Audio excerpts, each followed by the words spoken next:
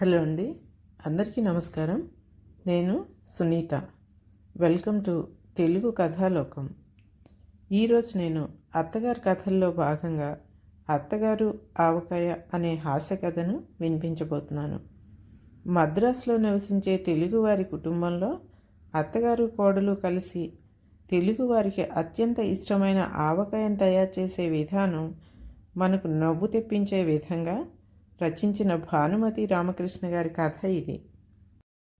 సాధారణంగా మద్రాసులో ఉండే తెలుగు జనాభాకు ఆవకాయ తినే ప్రాప్తం కలగటం అదృష్టంలో ఒక భాగం అని చెప్పవలసిందే. విజయవాడ దగ్గర నుండి విశాఖపట్నం వరకు ఉండే ఊళ్ళల్లో బంధువులో తెలిసిన వారు ఉండి ఆవకాయ జాడీలు మద్రాసుకు రవాణా చేసే తప్ప బంధువులు తెలిసిన వారు, కనీసం ఆవకాయ సప్లై చేసే రకం బంధువులు ఇద్దరూ లేని తెలుగు వాళ్ళు మద్రాసులో కాసే మామిడికాయలు తినవలసిందే కానీ ఆవకాయ తినే అవకాశం మాత్రం లేదు. ఆవకాయ పెట్టడం తెలిసిన బామ్మగారులు ఉండే కుటుంబాలకు ఈ బాధ లేదు. నూజివీడు రసాల కాయలు, సామర్లకోట పప్పు నూనె తెప్పించలేకపోయినప్పటికీ మద్రాసు మామిడికాయలతోనైనా ఘుమఘుమలాడే ఆవకాయ పెట్టగలరు. ఎటొచ్చి తినటం తెలిసి ఆవకాయ పెట్టడం తెలియని మాలాంటి వారికే ఈ అవస్థ. పోయిన సంవత్సరం వరకు తెలిసిన వారు బెజవాడ ప్రాంతాల నుండి ప్రతి ఏటా ఆవకాయ పంపుతూ ఉండేవారు 2-3 పెద్ద పెద్ద జాడీలలో. ఈ సంవత్సరం వారి ఇంట్లో 2-3 పెళ్ళిళ్ళు జరగటం వలన మాకు ఆవకాయ పంపే సమయం వారికి లేకుండా పోయింది. ఇన్ని రోజులు ఆవకాయని గురించి ఆలోచించని నాకు ఇంట్లో ఆవకాయ లేదు, ఈ సంవత్సరం రాదు అని తెలియగానే గుండె గతుక్కుమంది. కొన్ని వస్తువులు ఉన్నప్పటికంటే లేనప్పుడు ఎక్కువ అగ్రస్థానం వహిస్తాయి మనుషుల మనసుల్లో. అలాగే ఆవకాయ ప్రతి ఏటా వస్తున్నప్పుడు మా వంట చేసే అయ్యరు అన్నం వడ్డించిన వెంటనే ఊరగాయ వేణుమా అంటే మేము వేండబ్బా, ఎప్పుడు ఆవకాయేనా, దరిద్రం అన్న రోజులు కూడా ఉన్నాయి. ఆవకాయ ఉన్నప్పుడు మా వంట అయ్యరు పచ్చళ్ళు చేయటానికి బద్దకించేవాడు. ఈ సంవత్సరం ఆవకాయ లేకపోయేసరికి మా వంట అయ్యరు చేసే వంటలోని లోపాలన్నీ ఒక్కొక్కటే బయటపడటం మొదలుపెట్టాయి. ఈ సంవత్సరం వంట అయ్యరు ఏం చేస్తే అది తిని నోరు మూసుకుని ఊరుకోవాలి కాబోలుననుకుని అనుకున్నప్పుడంతా ఆవకాయ కోసం నోరు ఊరడం మొదలుపెట్టింది. ఆవకాయ కోసం మా ఇంటికి మా వారి మిత్రులు కొందరు కుటుంబాలతో సహా భోజనాలకు వచ్చేవారు.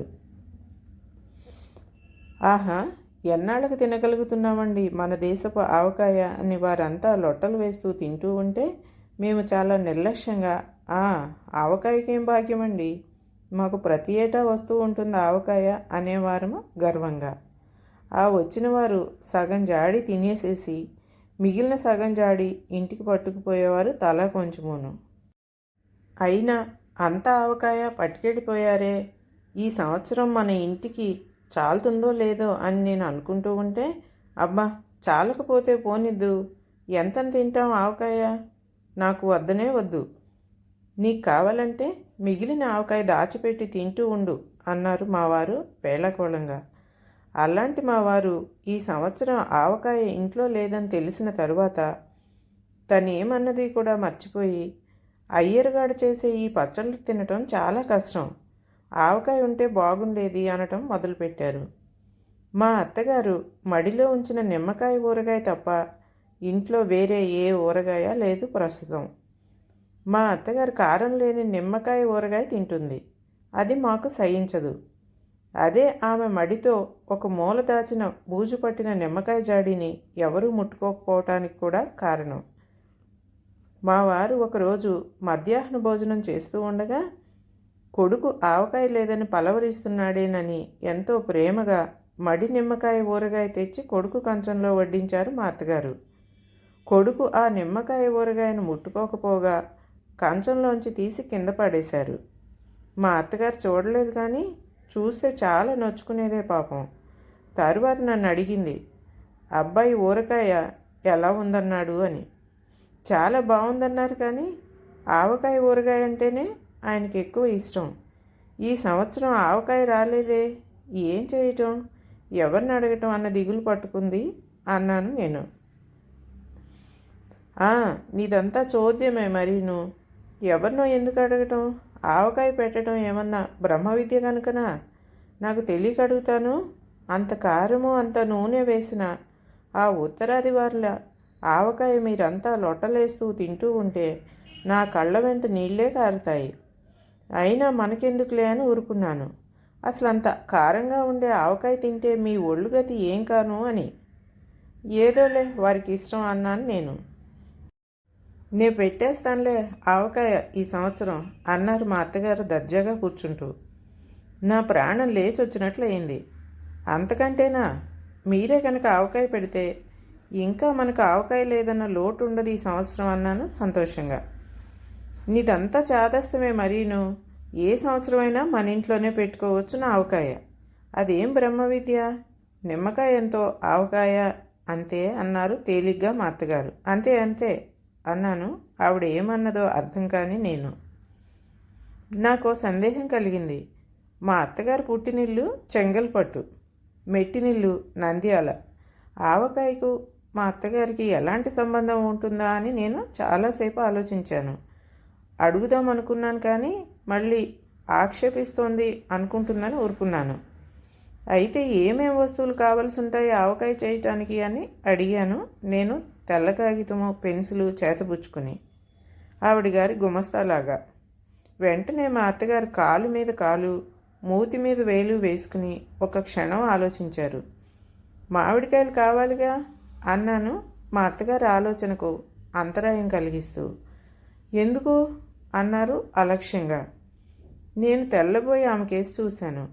15 ఎకరాల మామిడి తోటలో మనం ఉంటూ లక్షణంగా కాసే మామిడి చెట్లు పెట్టుకుని ఇంకా కాయలెందుకే మనకు అన్నారు చిరునవ్వులు అలకబోస్తూ. అయితే మన తోటలోని పండ్లకాయలే వేస్తానంటారా ఆవకాయ అన్నాను. ఓ బేషుగ్గా వేసేయచ్చు. ఆవకాయకి కావలసింది మామిడికాయలే కదా. ఏ కాయ అయితేనేం మన తోటలో దక్షిణం వైపు చెట్లన్నీ భేషైన కాయలు కాస్తాయి. పడమటి వైపు చెట్లు ఎంత కండగల కాయలు అనుకున్నావు? పోయిన సంవత్సరం తోటంతా విరగ కాశాయి కాయలు. మరి 400 ఎక్కువ చెప్పి కౌలుకి ఇవ్వవే అంటే నువ్వేమో వినలేదు. వాడికి ఎంత లాభం వచ్చిందో తెలుసా? మన తోటవాడు చెప్పాడు. ఈ సంవత్సరం కూడా అంతే. వాడికి ఇంకా లాభం వస్తుంది. అలా కాసింది తోటంతాను. పోనీలేండి, ఏటా కౌలుకు తీసుకునేవాడు 4 డబ్బులు సంపాదించుకోవాలిగా. పై సంవత్సరం అడగవచ్చునులే ఎక్కువ డబ్బులు అన్నాను నేను. ఇస్తాడు, మళ్ళీ ఏ నష్టమో వచ్చిందంటాడు. అందుకే ఇప్పుడు ఆవకాయ పెట్టబోతున్నానుగా. 5,000 కాయలు అడుగు పుచ్చుకుంటే సరి అన్నాను మా అత్తగారు దిట్టంగా బాసిపట్టి వేసి కూర్చుంటూ. అంటే 5,000 కాయలు ఆవకాయ పెడతారా అన్నాను నేను ఆశ్చర్యంగా. కాకపోతే మీ చెల్లెళ్లకు ఇంకా తెలిసిన వారికి పంపాల్సి ఉంటుందిగా. కొద్దిగా పెడితే ఏం చాలుతుంది మన ఇంటికి? వాడిని మటుకు 5,000 కాయలు అడగవలసిందే. డబ్బు తక్కువ ఇచ్చి కాయలు ఇవ్వకపోతే ఎలాగూ అన్నారు కౌలు వాడి మీద కత్తి కట్టిన మా అత్తగారు. 5,000 కాయలు వాడు ఇవ్వడేమో. మామూలుగా వాడు ఇవ్వాల్సిన కాయలు 1000, నేనేమో 500 కాయలు చాలన్నాను. ఎటు తిరిగే మనకు ఎవరో ఒకరు తెలిసిన వారు రసాలు బంగిని పండ్లు పంపుతూనే ఉంటారు కదా. ఇంకా మన తోటలోని పండ్లన్నీ ఎవరు తింటారనే ఉద్దేశంతో తగ్గించి ఇమ్మన్నాను. మళ్ళీ ఇప్పుడు అన్ని కాయలు కావాలంటే ఏం బాగుంటుంది అన్నాను. నీదంతా చోద్యమే. నీవు అడగకపోతే నేను అడుగుతానులే. అన్నట్లు వాడి పేరేంటి? జటాయువా జానకిరామా అన్నారు. నాకు ఫక్కున నవ్వొచ్చింది. ముసలివారందరికీ జటాయువు అంటే ఎందుకో అంత అభిమానమో అని. వాడి పేరు జటాయువు కాదు, జానకిరాము కాదు, దశరథుడు అన్నాను నవ్వాపుకుంటూ. ఏ అతిరథుడోలే. ఎవడికి జ్ఞాపకం? వెంటనే వాడికి కబురు పంపి పిలిపించు. వాడి చేత 5,000 కాయలు కక్కిస్తాను. 15 ఎకరాల మామిడి తోట కౌలుకు తీసుకుని తక్కువ డబ్బు ఇచ్చి దగా చేసేది కాకుండా మామూలుగా మనకిచ్చే మామిడికాయలు కూడా తక్కువ ఇస్తే ఎలాగూ అంట అన్నారు మా అత్తగారు పాయింట్ దొరికిన ప్లీడర్ గారికి మళ్ళీనే. ఒక్క మామిడికాయతోనే ఆవకాయ కాదుగా నూనె కావద్దు అన్నాను నేను. ఎందుకు అన్నారు. ఎందుకేమిటి, ఆవకాయలో నూనె వేయరా అన్నాను ఆశ్చర్యపోతూ. వేస్తారు సరేనే, నూనె కొనటం ఎందుకని? మన తామరం చేలో పండిన నువ్వులు 8 బస్తాలు ఏమయ్యేట్టు? మన ఇంటికి సంవత్సరానికి 6 బస్తాల నువ్వుల నూనె చాలు. పై 2 బస్తాల నూనె వంటవాడు పొయ్యిలోనే పోసేస్తున్నాడు. సరేలేండి, ఆ నూనె మీరు ఆవకాయలో పోస్తానంటారు అంతే కదా? అయితే 2 బస్తాల నువ్వుల నూనె 5,000 కాయలకు కావాలంటారు అన్నాను వ్రాసుకోబోతూ. ఆహా, 1000కి సేరు నూనె, 5,000 కాయలకు 5 సేర్ల నూనె ఎక్కువ అన్నారు మా అత్తగారు. పప్పు నూనె కదా. ఏం పప్పు, ఎందుకే నీదంతా చేదేస్తాం? ఇంట్లో ఉండే నూనె చాలు. మొన్న ఆడించిన 6 సేర్ల నూనె అలాగే ఉందిగా.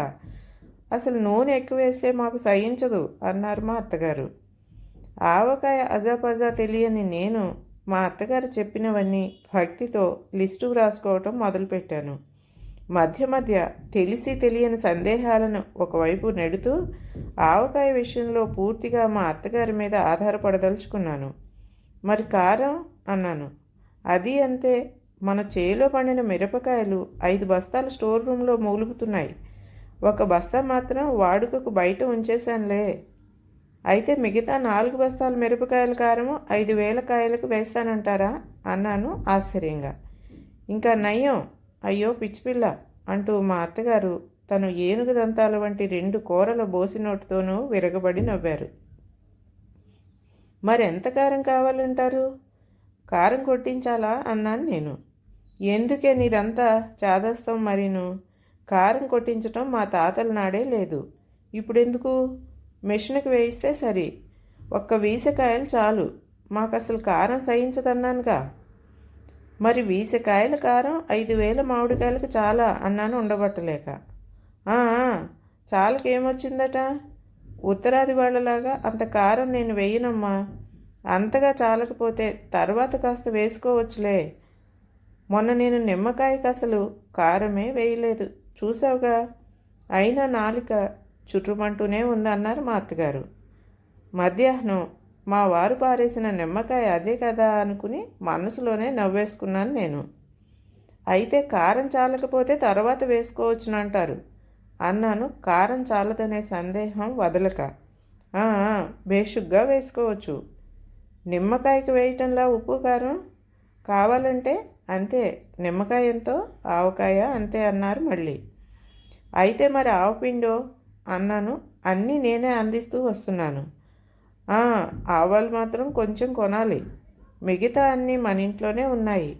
ఉప్పు, పసుపు, మెంతిపిండి, ఆవు పిండి మనకెంత సహిస్తే అంతే వేసుకోవచ్చు. 5,000 కాయలకు 1 సేరు ఆవపిండి చాలని నా అభిప్రాయం. ఎక్కువైతే వేడివి చేసేస్తుంది. నన్ను అడిగితే ఉప్పు ఎంతో, కారం అంత. కారం ఎంతో, ఆవపిండి అంత. అవన్నీ ఎంతో, నూనె అంత. నిమ్మకాయకెంతో, ఆవకాయకి అంతే అని ముగించారు అత్తగారు. ఆవిడ చెప్పినవన్నీ శ్రద్ధగా వ్రాసుకున్నాను కాగితం మీద. అన్నట్లు ఆ కౌలువాడి పేరేమిటో మర్చిపోయాను. వాడిని పిలిపించు. తక్షణం వాడితో మాట్లాడో పోట్లాడో 5,000 కాయలు తీసుకున్నదాకా నిద్ర పట్టదు నాకు అంటూ లేచి గోల్కొండ వ్యాపారుల గోచి సరిచేసుకుంటూ వంటింటి వైపు వెళ్ళారు మా అత్తగారు. నేను అత్తగారి ఆజ్ఞానుసారం మామిడి తోట కౌలుకు తీసుకున్న దశరథుడికి కబురు పెట్టాను. దశరథుడు చేతులు కట్టుకుని వినయంగా వచ్చి మా అత్తగారి ముందు నిలబడ్డాడు.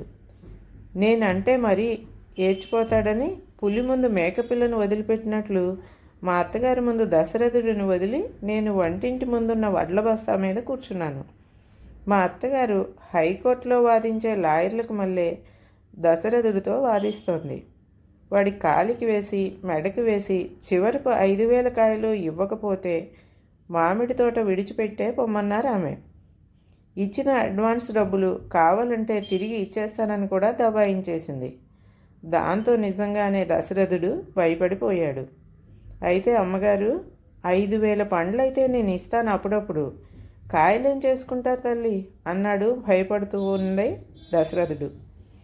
ఆవకాయ వేస్తానురా, ఆవకాయ.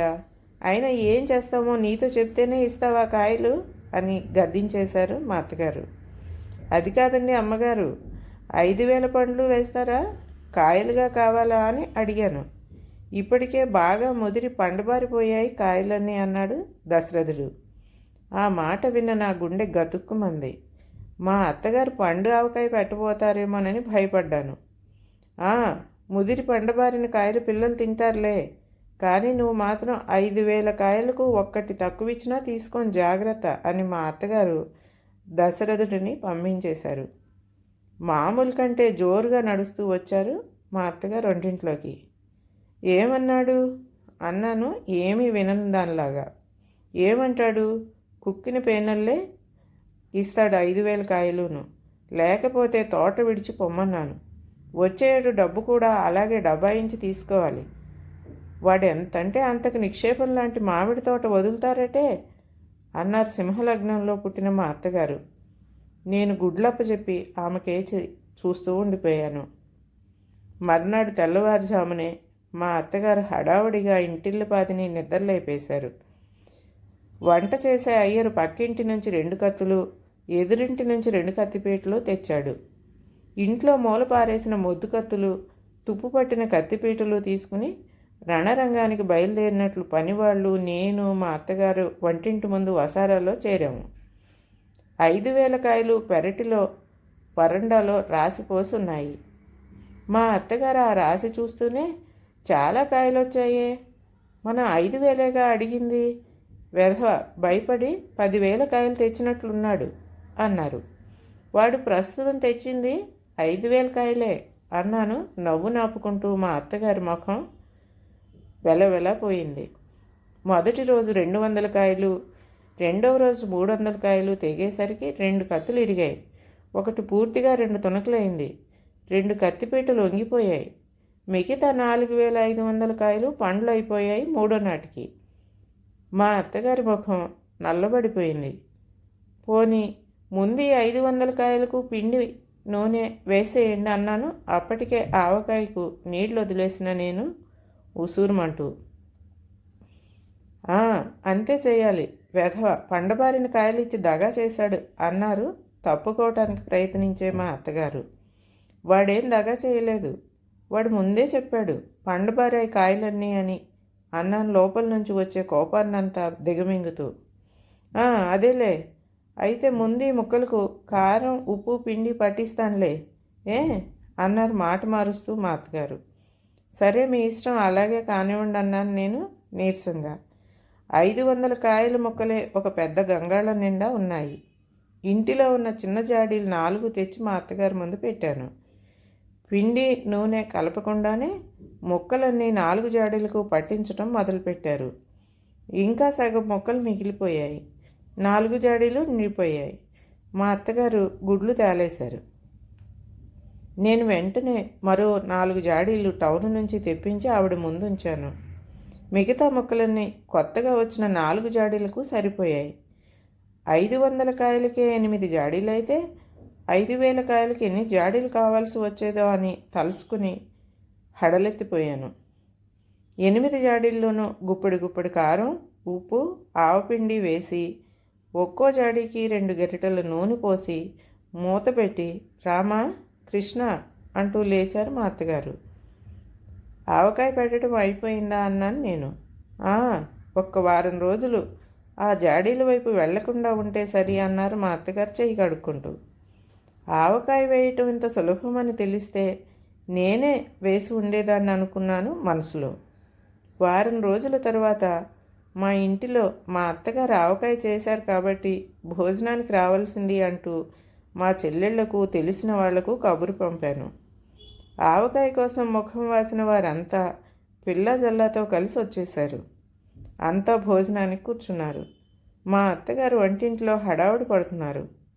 ఆవకాయ కోసం నేను వెళ్ళేసరికి ఏముంది, మూతలు తీసి చూస్తే ఆవకాయ లేదు, మామిడి పండ్ల ముక్కలున్నాయి బూజుపట్టి. మా అత్తగారి ముఖాన కత్తివాటుకు నెత్తురు చుక్క లేదు.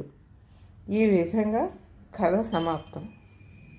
ఈ కథ కనుక మీకు నచ్చినట్లయితే లైక్ చేయండి, షేర్ చేయండి మరియు సబ్స్క్రైబ్ కూడా చేయండి.